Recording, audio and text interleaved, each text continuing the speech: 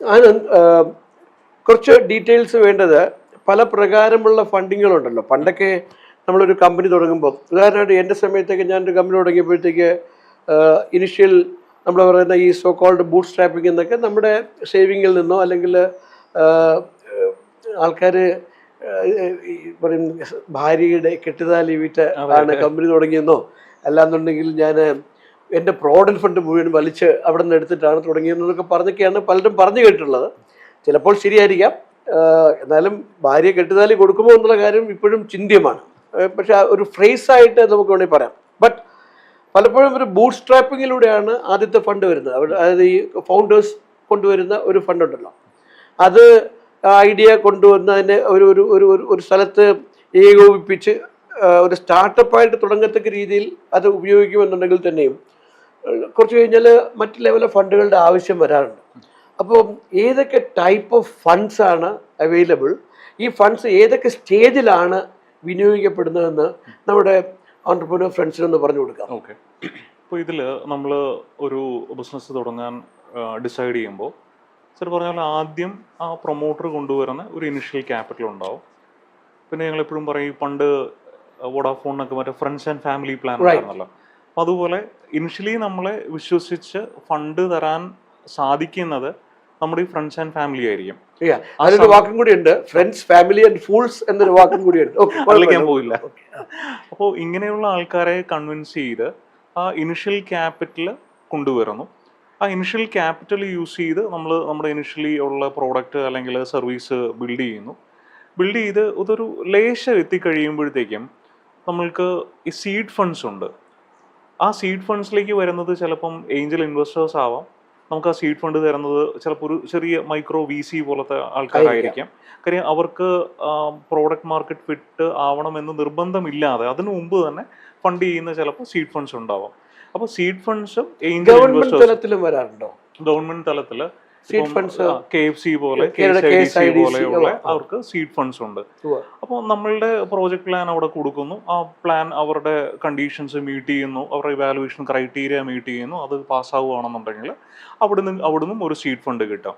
അപ്പോൾ Angel investors ഉണ്ട്, വളരെ ചെറിയ മൈക്രോ VCs ഉണ്ട്, സീഡ് സ്റ്റേജിൽ ഫണ്ട് ചെയ്യുന്നവർ, ചില ഗവൺമെന്റ് ഇൻസ്റ്റിറ്റ്യൂഷൻസ് ഉണ്ട്, KFC പോലെ KSIDC. ഇവരൊക്കെ നമ്മൾ സീഡ് ഫണ്ടിലെടുക്കാം. ഇവരെല്ലാം നമുക്കൊരു സീഡ് ഫണ്ട് കാറ്റഗറിയിൽ പെടുത്താം. കാര്യം അത് സീഡാണ്, പുറത്തേക്ക് വന്നിട്ടില്ല. വളരെ തുച്ഛമായ അങ്ങനെയൊക്കെ ആയിരിക്കും. അതെ. ഇനി ഇതിന് ശേഷം നമ്മൾ കുറച്ചുകൂടെ പോയി പ്രോഡക്റ്റ് മാർക്കറ്റ് ഫിറ്റ് പ്രൂവ് ആയി റവന്യൂ വന്നു തുടങ്ങി. അത് കഴിയുമ്പോഴത്തേക്കും നമുക്ക് കുറച്ചുകൂടെ സ്ട്രോങ് ആയിട്ടുള്ള ഏഞ്ചൽ ഇൻവെസ്റ്റേഴ്സിനെ അപ്രോച്ച് ചെയ്ത് തുടങ്ങാം. ഏഞ്ചൽ ഇൻവെസ്റ്റേഴ്സ് അത്യാവശ്യം നല്ല പൈസ, അതായത് ഒരു 1 കോടി രൂപ മുതൽ 5 കോടി 10 കോടി വരെ ഇടുന്ന ഏഞ്ചൽ ഇൻവെസ്റ്റേഴ്സും ഉണ്ട്. അവർ ഒന്നെങ്കിൽ ഇൻഡിവിജ്വൽ ആയിട്ട് ഇടാം, അല്ലെങ്കിൽ കളക്റ്റീവായിട്ട് ഗ്രൂപ്പായിട്ട് ഇടാം. അപ്പോൾ ഇങ്ങനെയുള്ള ആൾക്കാർ വരുമ്പോഴത്തേക്കും ഇവർക്ക് ഒരു പക്ഷേ അവർ കൊണ്ടുവരുന്ന ഫണ്ട് ഒരു പോയിന്റ്, പക്ഷേ ഫണ്ടിലുപരി അവർക്ക് നല്ലൊരു നെറ്റ്വർക്ക് ഉണ്ടാവാം. അപ്പോൾ അടുത്തൊരു ഫണ്ടിങ്ങിലേക്ക് എത്തിക്കാനുള്ള ഒരു നെറ്റ്വർക്ക് അവർക്ക് ഉണ്ടാവാം. നമ്മുടെ പ്രോഡക്റ്റോ അല്ലെങ്കിൽ സർവീസോ മേ ബി വേറൊരു ലാർജർ, നമ്മൾ കാണാത്തൊരു ലാർജർ പിക്ചറിലേക്ക് എത്തിക്കാനുള്ള നെറ്റ്വർക്ക് ഉണ്ടാവാം. ഇനി അതുപോലെ തന്നെ ഇവർ പലരും ബീൻ ദെയർ ഡൺ ദാറ്റ്. അപ്പോൾ അവർ കൊണ്ടുവരുന്ന ഒരു എക്സ്പീരിയൻസ്, അവർ കൊണ്ടുവരുന്ന ഒരു confidence, wisdom, as long as അവർ ബിസിനസ്സിൽ ഇറങ്ങി മൈക്രോ മാനേജ് ചെയ്യാത്തിടത്തോളം കാലം, ബാക്ക് സീറ്റ് ഡ്രൈവിംഗ് ചെയ്യാത്തിടത്തോളം കാലം അതിൽ ഒരു വലിയ വാല്യൂ ഉണ്ട്. കാര്യം അവർ കണ്ടിട്ടുണ്ട് ഇതെങ്ങനെ ചെയ്യണം. ഫൗണ്ടേഴ്സ് തമ്മിലുള്ള ചലഞ്ചസ് ഉണ്ടാവാം, ഫണ്ടിങ് ചലഞ്ചസ് ഉണ്ടാവാം. അപ്പം ഏഞ്ചൽ ഇൻവെസ്റ്റേഴ്സ് ഒരു ഫണ്ട് ആയിട്ട് നമ്മൾക്ക് ഹെൽപ്ഫുൾ ആവും. സാധാരണ നമ്മുടെ ഒരു ഇന്ത്യ പോലത്തെ കേസിൽ ഒരു 1 കോടി മുതൽ 5 കോടി വരെയൊക്കെ ഏഞ്ചൽ ഫണ്ട് കൊടുക്കുന്ന സ്ഥാപനങ്ങളില്ലേ? സ്ഥാപനങ്ങളും ഉണ്ട്, ഏഞ്ചൽ ഇൻവെസ്റ്റേഴ്സും ഉണ്ട്. അപ്പം പല ഇൻവെസ്റ്റേഴ്സും ഇപ്പം ഏഞ്ചൽ ഇൻവെസ്റ്റിങ് അല്ലെങ്കിൽ സ്റ്റാർട്ടപ്പ് ഇൻവെസ്റ്റിങ് അവരുടെ തന്നെ പോർട്ട്ഫോളിയോ ഡൈവേഴ്സിഫിക്കേഷൻ ഭാഗമായിട്ട് കണ്ടു തുടങ്ങി.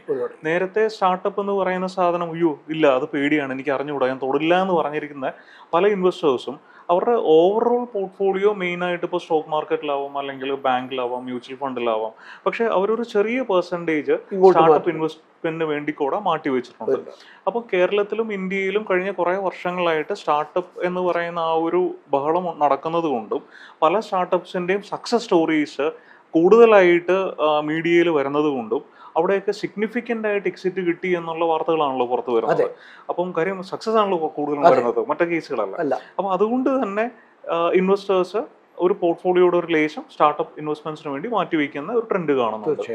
ഇനി അത് കഴിഞ്ഞിട്ട് ഒരു ഗ്രോത്ത് സ്റ്റേജിലേക്ക് അല്ലെങ്കിൽ ഒരു സ്കെയിലപ്പ് സ്റ്റേജിലേക്ക് പോകുമ്പോഴത്തേക്കും ഇഷ്ടം പോലെ വെഞ്ചർ ക്യാപിറ്റൽ ഫണ്ട്സ് അവൈലബിൾ ആയിട്ട്. ഈ വെഞ്ചർ ക്യാപിറ്റൽ ഫണ്ട്സിന്റെ പല സീരീസ് എ ബി സി എന്നൊക്കെ പറയാം, അതിനൊന്ന് വ്യക്തമാണ്. അത് പ്രീ സീരീസ് എ, അതായത് നമ്മുടെ ഇനിഷ്യൽ ഏഞ്ചൽ കഴിഞ്ഞു, അതിനുശേഷം സീരീസ് എയിലേക്ക് എത്തിയില്ല. സീരീസ് എ എന്ന് പറയുന്നത് മേ ബി പറഞ്ഞ ഒരു 3 million to 5 million ആയിരിക്കാം.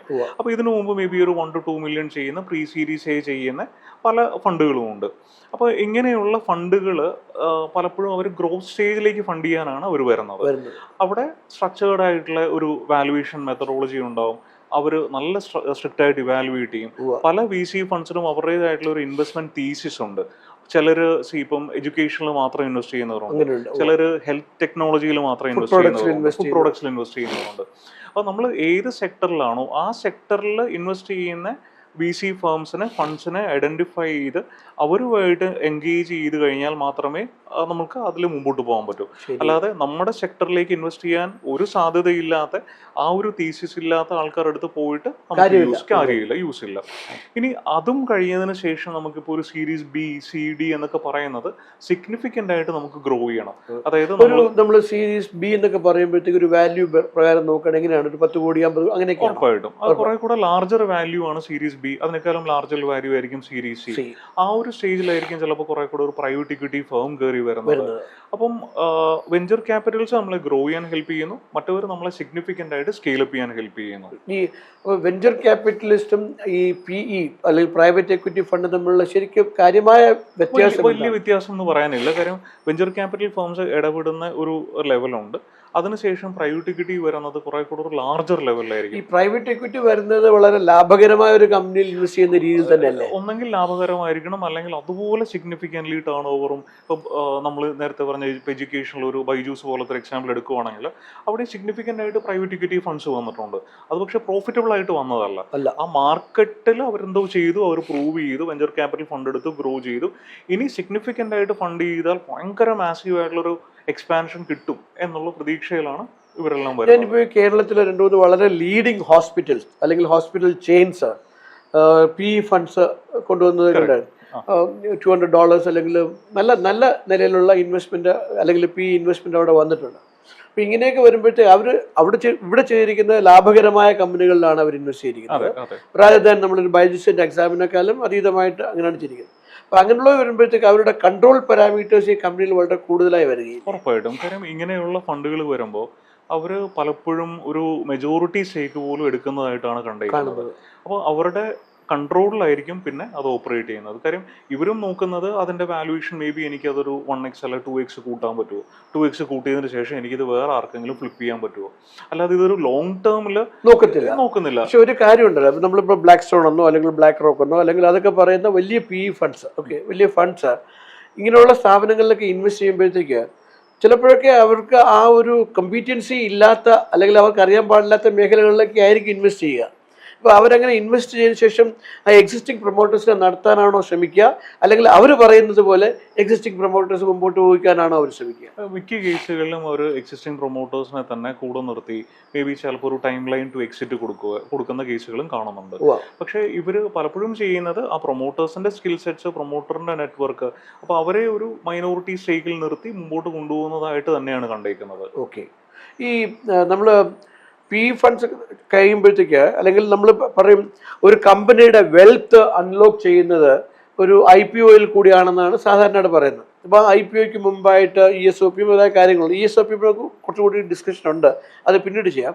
അപ്പോൾ ഈ IPO ലെവലിൽ പോകുമ്പോഴത്തേക്ക് എന്താ ഈ PE ഫണ്ട്സ് അവിടെയാണല്ലോ അവർ ലിക്വിഡേറ്റ് ചെയ്യുക. മോസ്റ്റ്ലി PE ഫണ്ട്സ് ഒക്കെ IPOയിലാണല്ലോ ലിക്വിഡേറ്റ് ചെയ്യുക. അപ്പോൾ ഇങ്ങനെ വരുമ്പോഴത്തേക്ക് ആ IPO ലെവലിൽ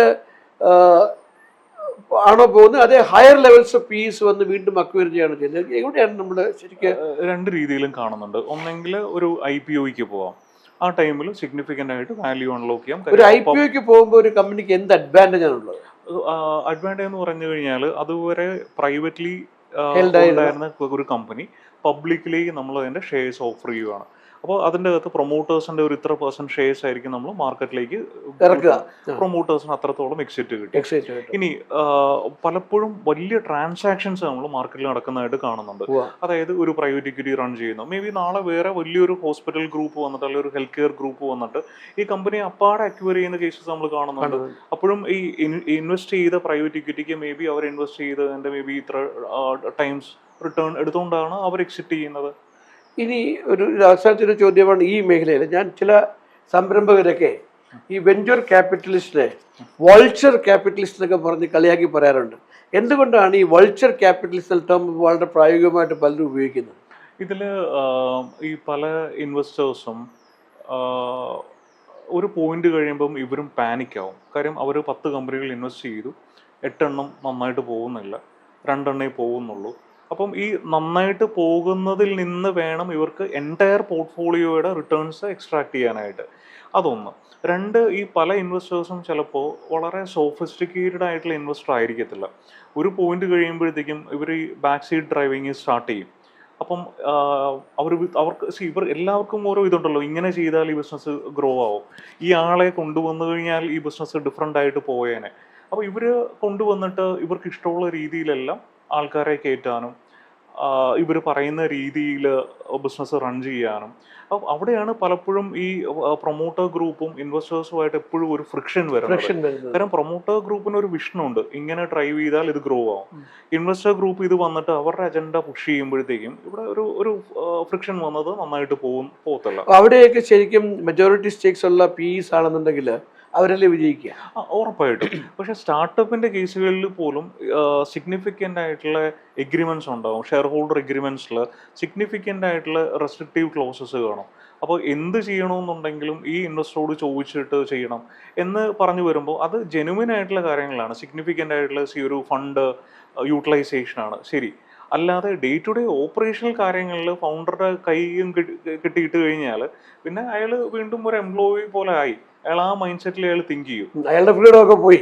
അതെ, നമ്മൾ ആദ്യം ആഗ്രഹിച്ചിരുന്ന ആ ഫ്രീഡം ആയിരുന്നതാണ്. അതെ, അത് കണ്ടുകൊണ്ടാണ് ഇത് സ്റ്റാർട്ടപ്പിൽ വന്നത്. പക്ഷേ കാശുണ്ടാക്കിയത് എന്നുള്ളൊരു കാര്യം മാത്രം. അതെ. Okay, thank you so very much for giving this very good input about different seeding funds. ഇത് എൻ്റെ സംരംഭകരായ സുഹൃത്തുക്കളും ഇതിൻ്റെ വേരിയസ് നുവാൻസസ് മനസ്സിലാക്കി കാണുമെന്ന് ഞാൻ കരുതുന്നു. നന്ദി.